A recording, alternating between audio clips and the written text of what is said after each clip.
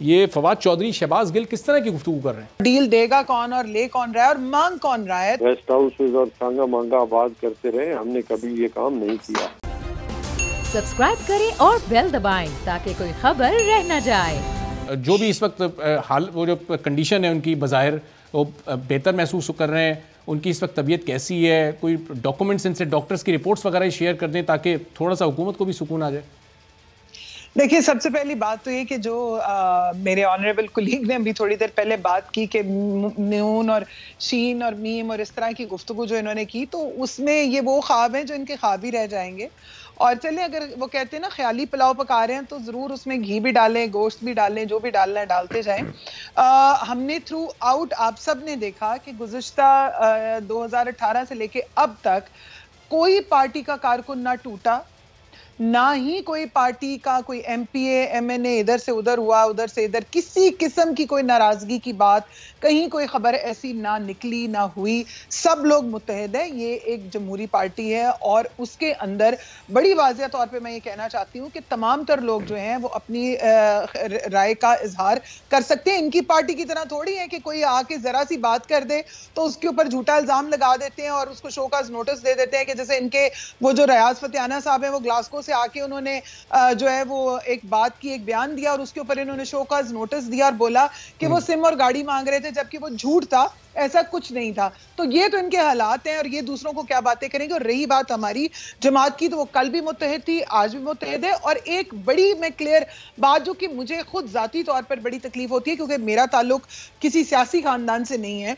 अगर डॉक्टर का बेटा डॉक्टर बन सकता है, इंजीनियर का बेटा इंजीनियर बन सकता है, अदाकार का बेटा बेटी बन सकते हैं, तो अगर पॉलिटिशियन कोई आता है वो तो अवाम के वोट से आता है। अगर कल को मेरी बेटी या बेटा कभी सियासत में आना चाहे तो वो अवाम का मैंडेट लेकर आएगा ना, वैसे तो नहीं वो आ सकता। इसलिए ये रोना धोना पुराना जो ये पुराने डायलॉग्स हो गए हैं।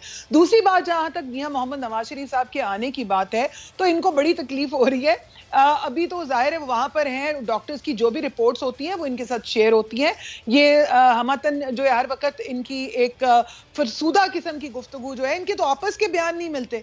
एक वजीर कोई बात कह रहा होगा, दूसरा वजीर कोई बात कह रहा होगा, फिर उसके ऊपर नोटिस लिया जाएगा, फिर एक्शन होगा, फिर कमेटी बनेगी, फिर वापस क्लैरिफिकेशन आएगी और फिर जस्टिफिकेशन आएगी और फिर वो पता चलेगा कि वो बात जो है वो खूब खाता हो गया। सो इसी तरह इनके जो खाम ख्यालियां हैं, चीजें हैं, सबको पता है कि इनकी, यानी कि ये अपने लोगों को हमें कहते हैं कि जी मियां साहब बीमार नहीं थे या इस तरह से नहीं था।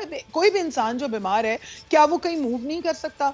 क्या वो कहीं जा नहीं सकता? क्या उसके खाने पीने पे भी पाबंदी लग जाती है? और मेरे ख्याल में इस टाइम रोमीना साहब, जो भी शख्स बीमार होता है सबसे इंपॉर्टेंट होता है उसका इलाज। तो उसका इलाज होता रहे, जो वादे के मुताबिक मेडिकल रिपोर्ट्स आनी थी वो रिपोर्ट्स आती रहे, इन तक पहुंचती रहे, पब्लिक होती रहे। पहुंचती हैं जी, बिल्कुल पहुंचती हैं, रिपोर्टें भी पहुंचती हैं, सब कुछ होता है। वो वैसे ही जरा अब हमारे पास कुछ और है नहीं, तो यही मेरे ख्याल में ये हमारे से मुराद इनकी बात कर रही हूँ कि इनके पास कुछ है नहीं है, तो वो लिहाजा इसी किस्म की जो ऑल फॉल की गुफ्तगू है वो है। और दूसरी बात ये कि शहजाद अकबर हो या फवाद चौधरी हो या शहबाज गिल हो, ये वो ये कुछ लोग वो हैं जिनके पास और कोई काम नहीं है सिवाय इस काम के। तो हर कोई अपनी अपनी नौकरी पूरी कर रहा है। और दूसरी बात मैं समझती हूँ, पॉलिटिकल वर्कर या पॉलिटिकल लोग वो होते हैं जो पॉलिटिकल प्रोसेस से आते हैं। अब शहबाज गिल साहब का कौन सा पॉलिटिकल प्रोसेस है? वो तो कहां से उठे, अमेरिका से उठे आ जाए, कल को खत्म होगा तो फिर चले जाएंगे। जो इनके अपने लोग हैं वो नजर आते नहीं है और इनके तो अपने जो घर है उनके अंदर सुकून नहीं है। आप ये देखें कि डंडे की जोर के ऊपर जुम्मे रात को कोरम को पूरा किया गया था।